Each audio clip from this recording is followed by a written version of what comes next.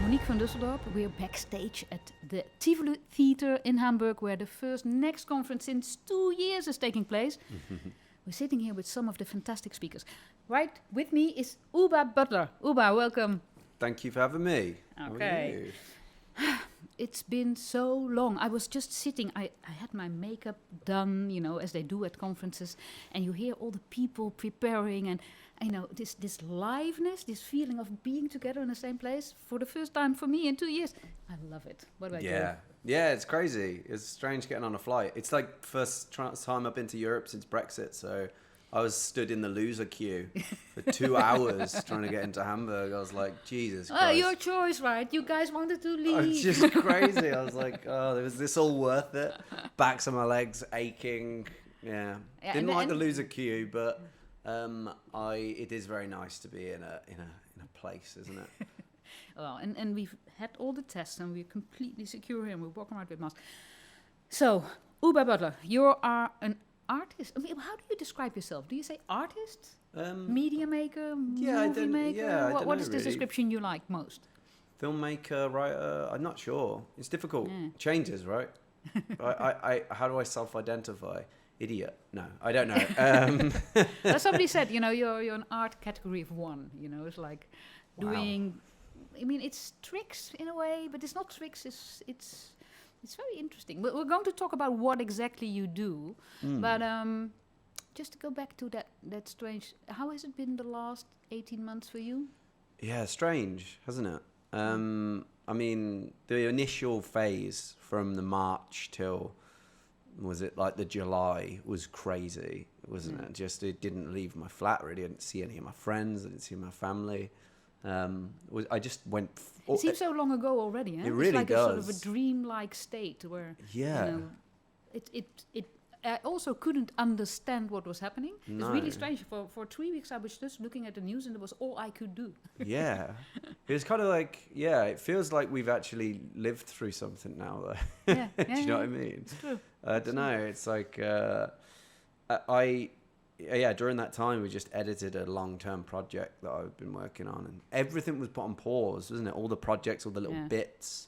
I mean, it kind of completely changed my life. I'm sure it did everyone else's. Yeah, it changed everybody's. I mean, I don't think we know yet how it changed our lives, and coming back to a sort of little bit more normal world, what we'll keep and what we'll lose. But I have the feeling that in that time, that suddenly everything stopped. Right. You have a group of people that, you know, put on Netflix and just sort of, you know, didn't do anything, and you have a group of people that sort of immediately fell into, this is so strange and new. I have to work constantly all the time. I know. I have the feeling you're a bit in that category. Well, you said I'm a workaholic. Yes. It's like a Scooby-Doo thing. You take off that and you're my girlfriend. I don't think you can do the work you do if you're not obsessively working on the work you do. I completed a feature film I've been working on for a long time, and it's good. But I would have never. I don't think I'd have ever been able to complete it with the same level of meticulousness had I not done that. And then I've got a couple of 3 new projects which are really exciting, which unfortunately I can't really divulge details on. Tease here. You have to keep listening and watching Oobah to find out. No, one of them is the best thing I've done ever. Definitely, really is. It's kind of crazy. Kind of trying to challenge yourself in a time that's defined by stagnation and inability to do things, to try and do something utterly crazy. When will we know? I don't know. The problem is because I'm trying to figure out like where my platform is. Do you know what I mean? So it's like everyone always needs a destination, and for the last few years, it's been often Vice and the media website, but I'm not an employee there, so you're dangling it as a little prize for the one that takes gives the most audience and the most interest. Sure, yeah. I mean, it's like you just want to. It's exciting. Like collaborating is a big part of moves you on, doesn't it? I'm not like obnoxious enough to think that I know good to find partners for different projects, basically. Yeah. No, but it's good. Let's talk about what you actually do, but because I think a lot of the people listening might know you I mean, the first time a project really came very, very big in the media was when you convinced TripAdvisor that your shed was the best restaurant in London, right? So you gained... Can you tell a little bit about that? Because I think most people know it, but just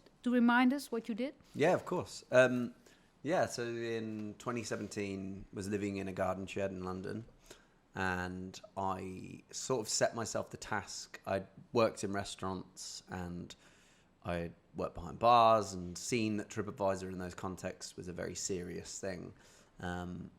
But also, simultaneously, I knew that it wasn't a completely legitimate platform, because I'd also been employed to write fake reviews for restaurants on that platform.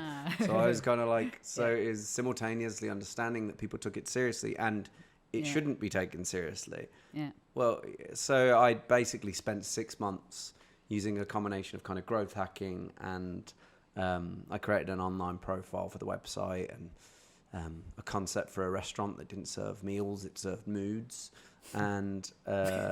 And then over the base of 6 months, kind of made it out to be this kind of Michelin star quality, appointment only restaurant.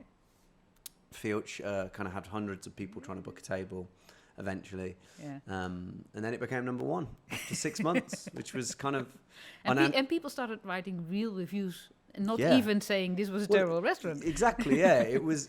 They believed it. Yeah, it was initially I asked family and friends to write the reviews, and that was the meat of the reviews. And then it started.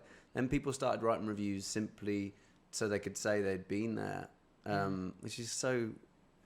I don't know, so funny. Did you ever hear back from some people that later on realized what they had done? Well, I opened it for one night only once it was number one. Served real customers. Yeah. Kind of nice food, or things that looked like nice food, but it was like 99-cent supermarket ready meals. Which, nice to me. I grew up eating them. So, but I mean, they were so impressed that they tried to book again, tried to get another, and it was a bad experience. But yet, what they'd read online and what or the idea of the restaurant was so compelling that they'd read online, that they believed that reality over the reality of bad food in a cold garden in southeast London. So it's sort of, I mean, apart from the criticism of the system of TripAdvisor and how people can be tricked and so forth, it's also poetic in a way that people can believe in something that they actually feel they had a good experience. I mean, you do so much of the work up here, don't you? But the project is a little bit an example of what you do, right? You analyze the whole system. I mean, maybe it doesn't go in steps like that, but and you could just write an article saying, "Oh, TripAdvisor has a lot of reviews that people believe, even though they're." I mean, that could be one outcome. But what your outcome is, you make a whole you make a new reality around it to show what is underneath. Yeah, and I think that it's like good to. I don't know, like kind of good and interesting to like speak about, to pick like a reality which you can control in order to talk about something larger. Do you know what I mean? Yeah. Well, not just to talk about something larger, but it can... It's not like an educational project. It's also like a comment on life. Well, it's like, but I think it's often, I think in an era where people are so kind of, we have a lot of kind of media we consume, which like tells us how to feel about like thing. I think it's like quite interesting to make something that plays in a space that, like for example with the restaurant thing, I had the Washington Post on one hand who are like, oh, this is like fake news, this is a fake it till you make it Donald Trump style or whatever.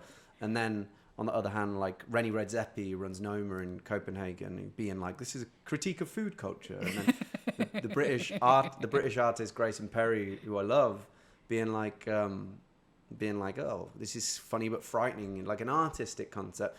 It was just like a fun thing. So I didn't tell people, oh, this is about fake news. No. It's nice to like not rob people of their own interpretation. Yeah. So a reason I brought that up is like, you said about realities and working with I think it's like, if you can pick something that just touches all those things and like is happening. This is why I really like non-scripted things. This is why it's like, rather than writing a film or writing a play or I think it's like interesting to allow.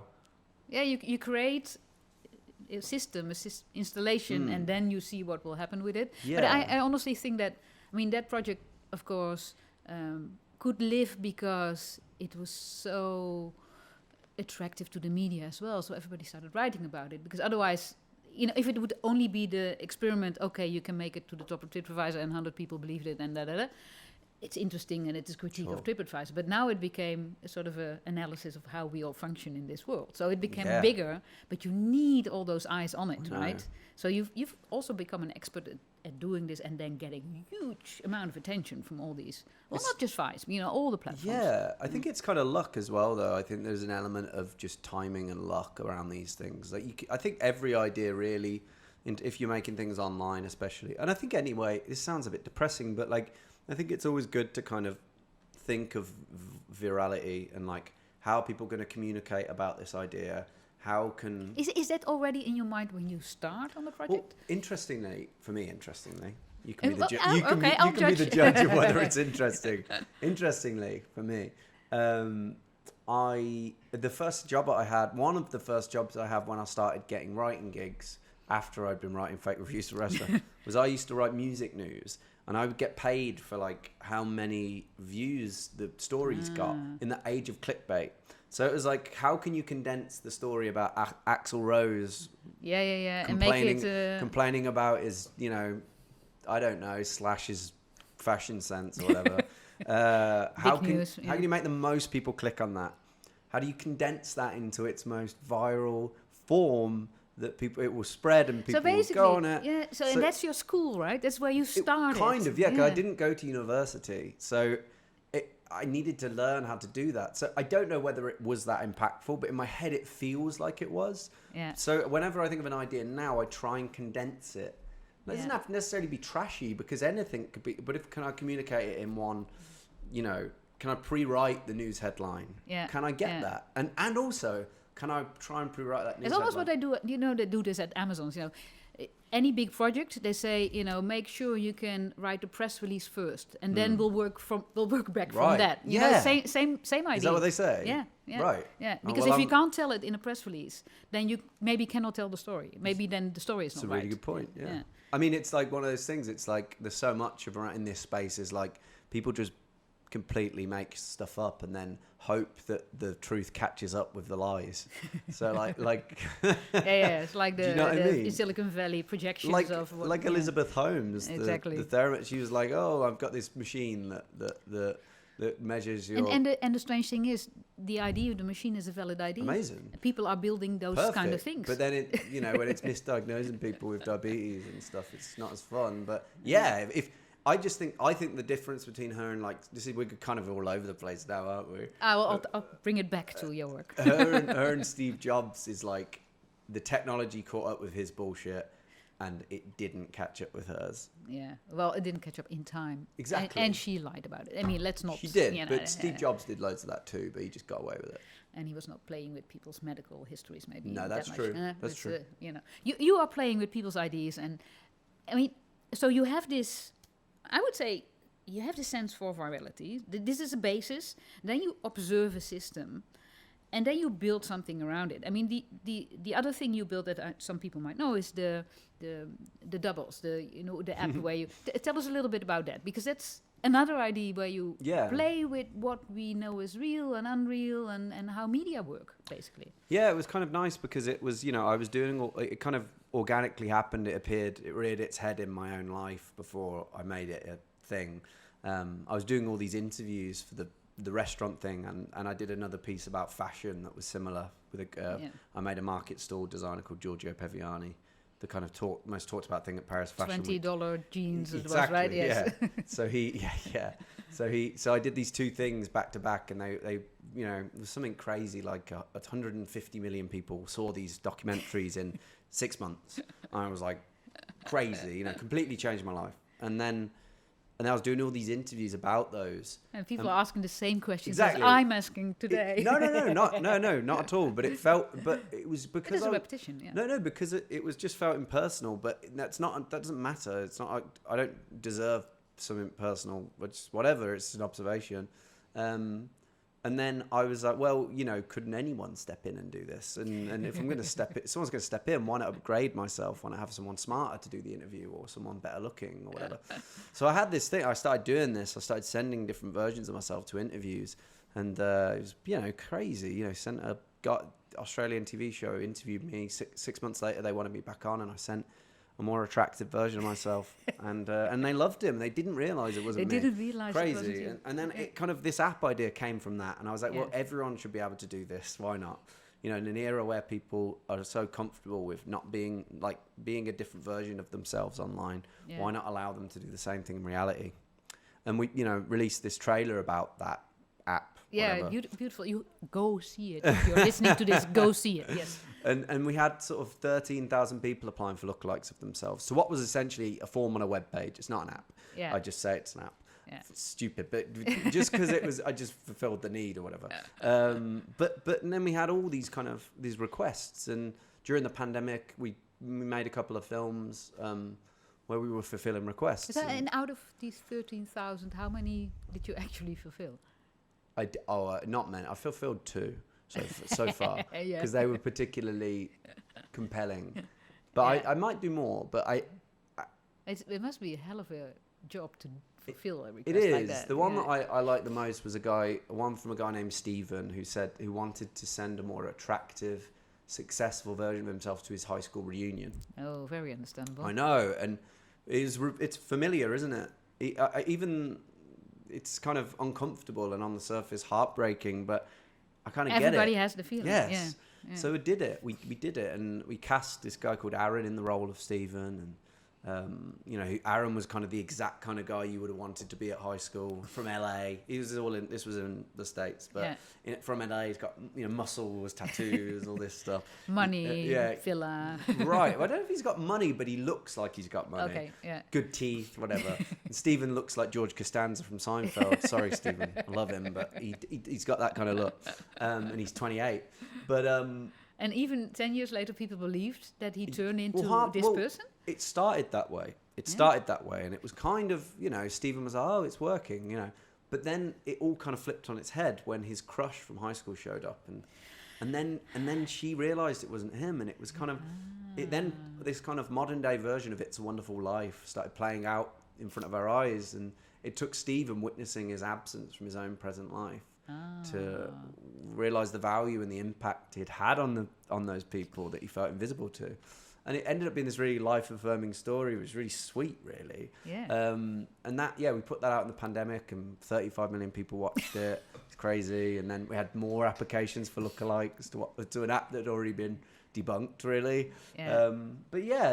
That was fun. And I guess for me, it felt interesting because I think it also feels like, and we'll talk about this in a second, because it also feels like the first projects were more like art projects, but this suddenly it starts off as an art project, but it becomes something else, right? It's a new TV format almost. Yeah, well, I always say, I always feel like the most exciting part of a project is when reality takes over control of the narrative, and you're just in the passenger seat, and that was like that. I didn't want that to happen.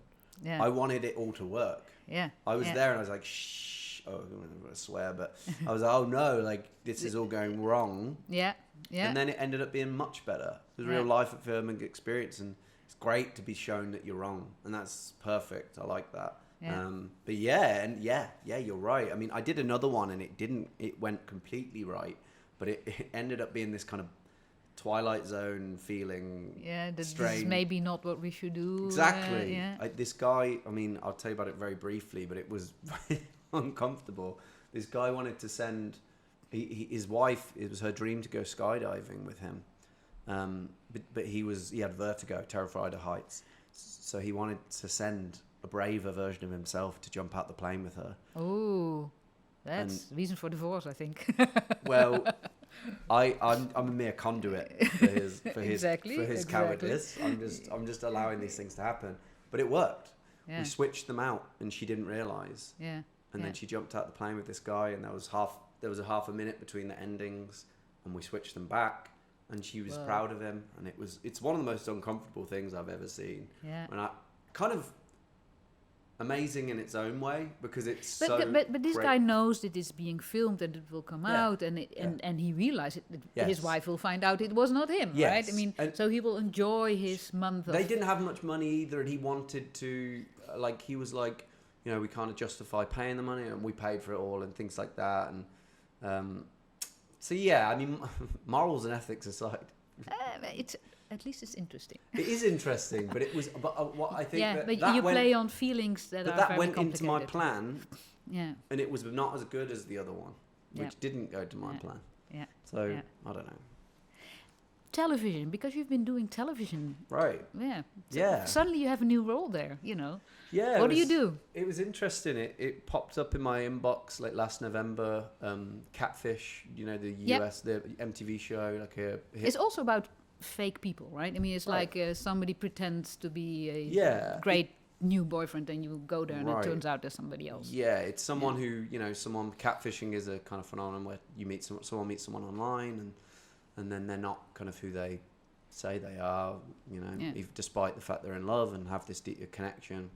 I got asked to kind of do it last year at the end of the year. I'd never done anything like that before. It's been kind of nuts. We made our first series from. Ooh. We're both listening to birds outside now. Yeah, exactly. For the people in the podcast, birds. We're tuned into nature. That's what COVID's done to us. It's been cool. We had 6 months filming the first series. So what do you do? What's your role? I'm a presenter, basically. You go to the people that catfished. Yeah, exactly. We take people on the journey and we try and figure out who they've been talking to and try and resolve the situation. And sometimes you've got people who've handed over a lot of money to the person, and you have to do that. Or you've got someone who's just genuinely in love, and it's like this void in their life has been filled by someone, and you have to be... I've seen some of the shows. It's almost like with the restaurant thing. People want to believe it so much. Yeah. That despite all the evidence against it, they believe that this person is real, and it's very. You have to be very gentle and careful with it because it's people's personal lives. Yeah. Whereas before, I was working with systems and things in on this specific TV show, you're dealing with individuals, and you take them into probably one of the most kind of challenging moments of their lives when they go and meet this person they've been talking to for 18 months, and it's they're shown on TV and everybody sees what went wrong. Yeah, exactly. It's their uncle or whatever, but you know what I mean. No, but things happen there. I mean, I've seen some of those shows. They're heartbreaking, all of them. Yeah, of course. Yeah. We had situations where someone who even had a video call with the person, and the guy had used a deep fake. Unbelievable. And they were a circuit of criminals who would just got money out of people that they'd fallen in love with, generally single mothers and their I know. 40s. I mean, because I'm a 55-year-old woman, I get approached all the time by the guys that say they work on oil rigs. Right. Because that's how they explain that they go out of communication for a few This months guy and they was in come the back. military. Yeah, military oil rigs, that sort of thing, and they get these contact requests for them. I'm target audience. No, I mean it's sad, but it's been different. It's an established thing, and I'm learning how to do it. Yeah. Like it's a new skill. Yeah, you present it. But of course you do have deep knowledge of media. But where do you go from here? Because this is art projects and weird art projects that result in interesting media that goes viral, and now you're suddenly part of the format still is connected to the topics that you think about, but it's a format. It's a business. It's production crew. It's schedules. Where are you going from here? Well, I don't know. I mean, my plan is to continue to make things that generate noise and headlines. Yeah. And I have some good stuff in the pipeline. It's all like it's a double-edged thing. I think TV and platforms and films, feature films. I've got a feature doc is currently finished, the edit of, that I've made with a really cool director over in the States. And yeah, I guess that's kind of more. It's a similar thing in a different space, but trying to move with the world, you know. Yeah. And is there? I mean, you already mentioned the fake videos that are now coming out, which are super realistic. Is there any particular area of tech that you are most interested in now? And then we'll move to my 5 questions. Amazing. Is there any particular area of tech that I'm interested in? Oh, it's not tech. You know, it's our world and how it changes to algorithms and tech and everything. It is no longer a separate domain. It's where we are, all of us, at the same time. I understand. I think that it's interesting to... everything I do, I guess, is maybe similar to most people, is like observational. It's sort of like, well, what is actually crossing into my... Like, whenever I pay attention, it kind of... I'll pick up on something. And then I really like finding things which people are talking about, but it's not really cool enough or sexy enough for people to engage with. Like, I feel like TripAdvisor was supply kind of... chain management things. That would be cool. Yeah, exactly. Yeah, that would be cool. Or like I don't think... Like, I think there's something interesting now with, like, the whole of the high street is shut, basically. Yeah. We've replaced... Yeah. There have been winners and losers in the pandemic. And our cities look different. They look different. Yeah. Like, it's so weird. I go outside of... probably in Hamburg, probably in London, probably in Amsterdam... You see even less of it, even though you see it. Yeah. But outside of that, it's crazy. Like, I'm from a village with 700 people in it. Like, the towns around there, it's not. Things aren't good. So, I know that this is being thought about, but it's not. But there's loads of things in that. There's loads of ways and examples that you can engage with that as a story. So, yeah, I think TripAdvisor was like a decent example in the way that it's not sexy. Who would talk about TripAdvisor? That's ridiculous. But there's a way of... People care about it. People care about it. Interesting. So, apart from that, you had a very, very, very full last 18 months with TV and feature films and new projects. And you worked incredibly hard. Some of the future work might be about how these 18 months have changed all of us, have changed our cities and have changed our lives. Yeah, I think it would have to be, right? I think we're all human. It's observational, isn't it? And it feels, some of the projects that I was halfway through when I started, when the pandemic hit, don't feel like they make sense anymore. So I've sort of just forgotten them, really, unfortunately. But they just don't feel like they make any sense anymore. Yeah. And I don't really find them as interesting. All right. So... Looking forward to... seeing you making sense of what is happening to all of us. We all are. Sense is... And make it go viral so we all feel that sense as well. There you go. No, I'll try. I'll do my damnedest. Thank you. Very good. Well, thank you so much. I have 5 more questions for you. This is a separate part of our podcast and our What's Next show. We basically... ask you to think of where to go from here. Okay, Earth is doomed. We are going to another planet. It's 1,000 of us. 1,000 people can go to another planet. We have to prepare. And everybody that goes on this flight with us has to answer a few questions. Now, here are my questions for you. It's a new planet. Okay. A new society. We're starting all over again. Leaving everything here behind. Planet B, next B, I think. Yeah, planet next B. Some people put the words in here. Anyway, my first question is, if you are invited onto this flight with 1,000 people, what is the one luxury object you would take with you? Oh my God. Right, okay. It's a very tough question. Have we got power on the new planet? Yes. Okay, good. Okay, so I had COVID about a month ago. So, and when I had that, I had the second week, as people probably know, is the bad week. It's the shit week. Sorry, excuse me. It's the bad week.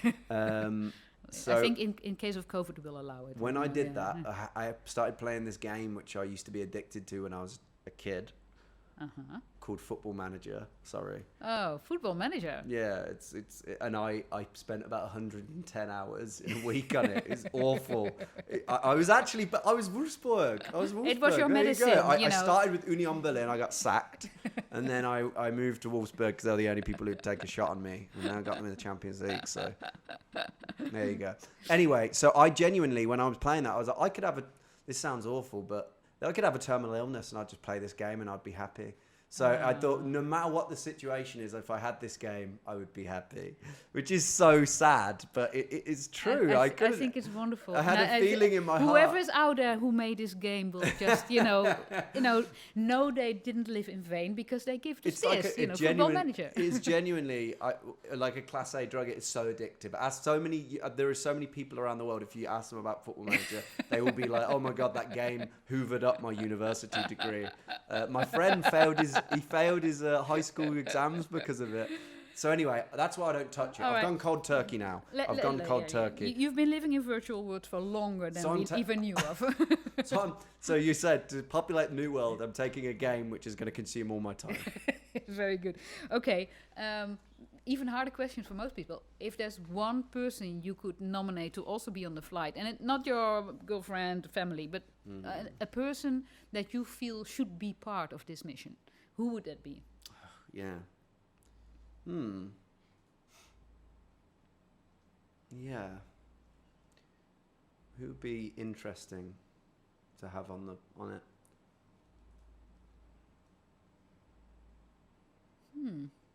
It's a good question. And I shouldn't say the Queen. No, I don't want the Queen. Well, if you really want to bring the Queen, you can bring the Queen. If you want to sort of... We're on a monarchy. No. It's a very British answer, this. Yeah, I know. I was being silly. Who would I like to bring with me? I mean, I value art, comedy. I want someone in that space. You want somebody to entertain you all. Yeah. So who would you bring from the entertainment sector? That you feel like, 1,000 people, boring days and nights on a new planet, nothing to do. They're going to continue to make things that I respect and think are brilliant while you play Football Manager. While I waste my time playing Football Manager. I'm going to bring... I want to bring an author. Who am I going to bring? I'm going to bring... this is so lame. I'm going to bring Robin Östlund, the director, because his films make me laugh a lot. And I'm going to let him... I'm going to let the Swedish director who made like Force Majeure and The Square... I'm going to bring him, and he's going to continue to make great films. And he'll make a documentary about the 1,000 people on this planet and how they make each other's lives miserable. A reality TV show. Exactly. This guy brought Football Manager. Okay, now another one. If there's one new law you want to bring to this planet, that should be one of the first laws, and not don't kill and don't steal. That's covered. But what is the law that you feel should be there?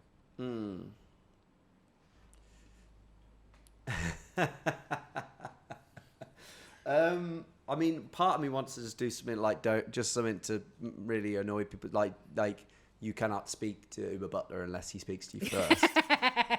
You are the queen. Yeah, I know. That's it. Because it's quite funny. Minorly, like, kind of just inconvenience people a little bit. No, we didn't want to talk to you anyway, Oobah. You were playing Football Manager, so who cares? Maybe. Yeah, I would like to. Oddly, I'd like to abolish. I'd like to abolish offshore. I would like to have a rigorously regulated finance sector. That's what I would do, because I think that's the biggest. I love that. I think dodging taxes, just. That's I think it's like the biggest problem we have, and I just don't see how it ends. Yeah. And so on a new planet, if I've got my... Probably also no crypto money there, because everybody will store their money. So, yeah, I know. We're going to hide things. Okay, so we have Football Manager, we have a filmmaker, and we have no offshore and a tightly regulated finance sector on this new planet. Perfect. Okay, what's the one tradition you would want to bring from Earth that you feel should be a tradition on this new planet as well? Okay, so my first reaction in my gut is I want Christmas, but my family aren't going to be there. And that is the only... Yeah. That's what makes Christmas Christmas. So that's the point in that. A tradition.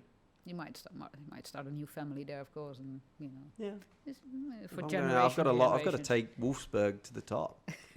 Exactly. So. Yep. You need time. You need time. What is the tradition that I would like to take from Earth? Yeah, I like there's a British tradition which is like, anyone who's doing remotely well for themselves deserves to be taken the piss out of. That's a tradition that I like the Americans don't have. Like, if you're winning, you're the best. Like, whereas I think you have to be in awe. And As I like the thing of like, if you're winning, you deserve to have problems. Okay. Not problems. Good tradition. Not problems. To be ridiculed. To be ridiculed. There you go. Perfect. Yeah. There you go. I'll take that. Or Christmas, but one of them. Okay, last question. There's one work of art you can bring. It can be music. It can be art. It can be book. It can be what's the, what is there that you can look to I don't know, console you or entertain you? Oh my God. Yeah, it's tough questions here. One work of art. There will be 1,000 works of art. Everybody's bringing something. So. Yeah, it's weird, isn't it? Because when you go and see like a genuine like masterpiece, it's really strange, isn't it? Because it's like, oh, this is a masterpiece. I remember when I saw, and this sounds lame, but I remember when I saw the David in Florence, and I was like, oh, this is a masterpiece. It genuine. I was like, oh, okay, I get it. Yeah.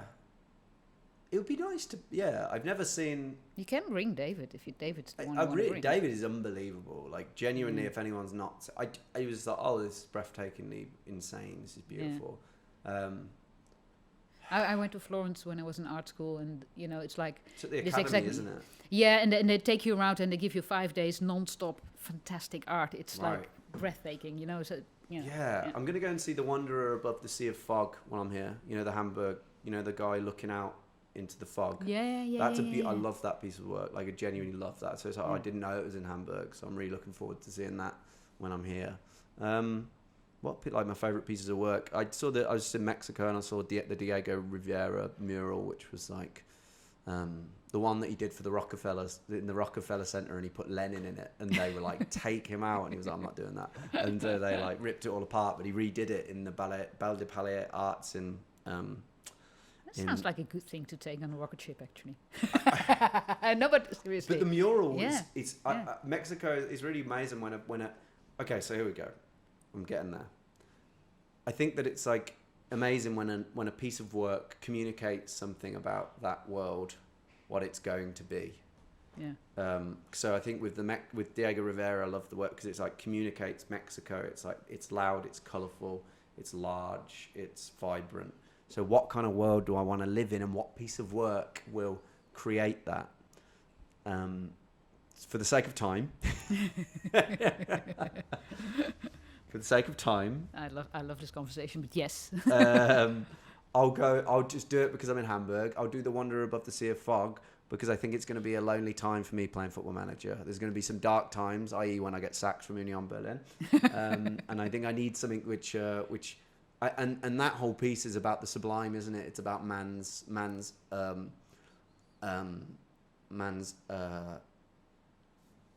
feeling dreams. Feeling this small or pointless in the shadow of nature. Yeah. So man's encounter with the sublime. When I say man, I mean humanity. And on that planet, he can look back to Earth. There you go. Yeah, so I think that there's almost something like, I think if we were going to make a new word, then it may be the idea of humbleness in the eyes of nature might be a little, maybe something that would be good. Yeah. I like that answer.